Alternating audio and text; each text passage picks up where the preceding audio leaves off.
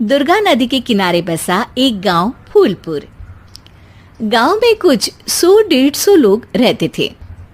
अंजलि, जो कि पास ही के जिले में रहती थी और 12वीं पास कर चुकी थी, उसके पिताजी ने बेटी को जल्दी विदा करने के लिए उसकी शादी फूलपुर गांव के मुकेश से करवा दी थी। मुकेश कभी स्कूल नहीं गया था और इस कारण वो पढ़ा लिखा नहीं था और बाकी गांव वालों की हालत भी मुकेश जैसी ही थी। मुकेश के घर में उसके माता पिता भी रहते थे। सासू माँ, मैं बाहर मंदिर तक जा रही हूँ, आधे घंटे में आ जाऊंगी। अरे अभी कहीं जाने की जरूरत नहीं है, चुपचाप जाके रसोई में रात के खाने की तैयारी करो।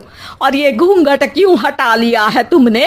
क्या पता नहीं कि इस गांव में औरतें बिना घूंघट के नहीं रहती? रात में अंजलि छत पर जाकर अपनी मम्मी से बात कर रही होती है। तभी गांव की 3-4 औरतें उसे देख लेती है और दरवाजे पर आकर उसकी सास से शिकायत करने लगती है।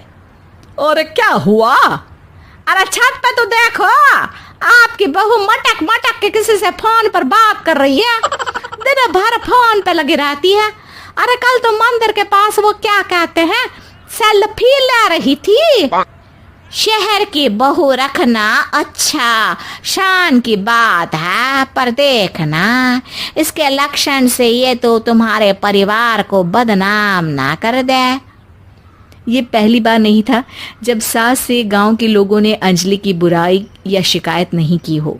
अब तो ये रोज की बात थी। अंजलि ये सब सुन लेती है। जब वो नीचे जाती है तो मुकेश भी वहां आ जाता है। सास कहती है, बेटा, लोग घर आकर शिकायत करने लगे हैं बहू के कामों की। देख लो, पति हो, संयम से रखो इसे। माँ जी, मैं तो अपनी माँ से बात कर रही थी, क्योंकि यहाँ कोई बात करने लायक ही नहीं है और अब मैं माँ के पास ही रहूंगी।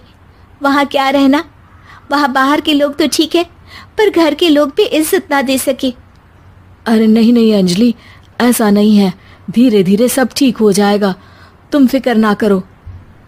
अरे बस कुछ बोलना ही नहीं है, सर पे चढ़ा रखा है बहू को। सास मुकेश की नरम बात सुन के वहां से मुंह चढ़ाकर चली जाती है। मैं तो कहती हूँ हम दोनों शहर चले जाते हैं। मैं पढ़ी लिखी हूँ, मुझे वहाँ नौकरी भी मिल जाएगी और थोड़े दिनों में आप भी वहाँ कुछ काम ढूंढ लेना। अरे नहीं नहीं अंजलि, हम यहाँ ना गांव का खेत, माँ पिताजी को छोड़कर शहर नहीं जा सकते। माँ पिताजी को कैसा लगेगा और गांव वाले क्या सोचेंगे? ये कहकर मुकेश सोने चला जाता है और अंजलि की गांव वालों द्वारा बुराई का सिलसिला बहुत दिनों तक चलता ही रहता है। लेकिन अंजलि गुस्सा ना दिखाते हुए समझदारी से काम लेती है। बारिश का मौसम चालू हो जाता है। जोरदार बारिश से पूरे गांव में हाहाकार मच जाता है।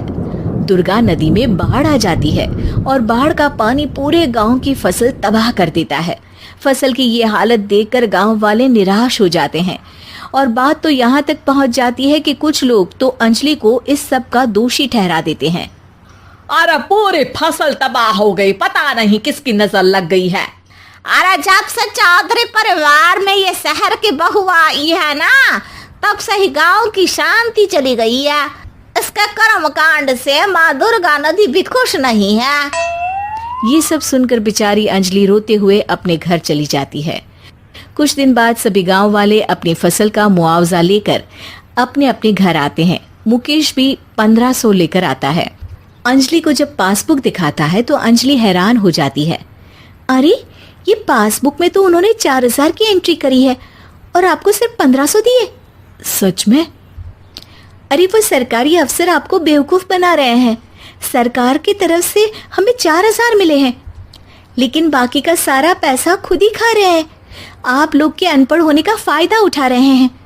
ये सब सुनकर मुकेश परेशान हो जाता है, लेकिन अंजलि उसे हिम्मत से काम लेने को कहती है और सुबह होते ही मुकेश को पंचायत कार्यालय ले जाती है और साथ में गांव के और लोगों को भी।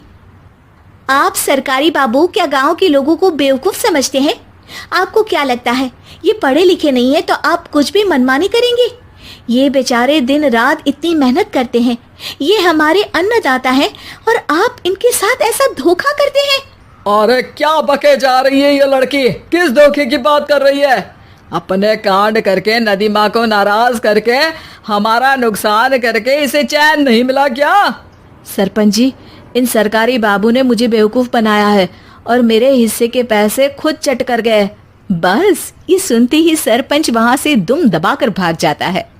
पता चलता है कि जनपद अधिकारियों ने गांव के सरपंच के साथ मिलकर सबके साथ धोखा किया है।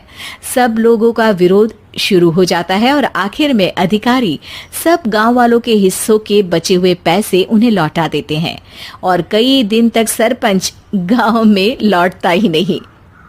अंजलि, तुम नहीं होती तो हम गांव वालों को तो पता ही नहीं चलता कि ये हमें हर बार बेवकूफ बनाते हैं। हाँ हाँ अंजलि बेटी, हमें माफ कर दो। हम सब तुम्हें बुरा भला कहते रहे, लेकिन तुमने ही आज हमें बेवकूफ बनाने से बचाया है। हमें तुम पर गर्व है बेटी। अब समझ आया कि सरपंच तुमसे नहीं, तुम्हारे पढ़े लिखे होने से नफरत करता था। क्यों ना इस बार हम अंजलि को ही सरपंच पद के लिए चुन ले? क्या कहते हो गांव वालों? पढ़ी लिखी सरपंच। बस पूरा गांव अंजलि के लिए ताली बजाता है और अंजलि की सास उसे खुशी से गले लगा लेती है।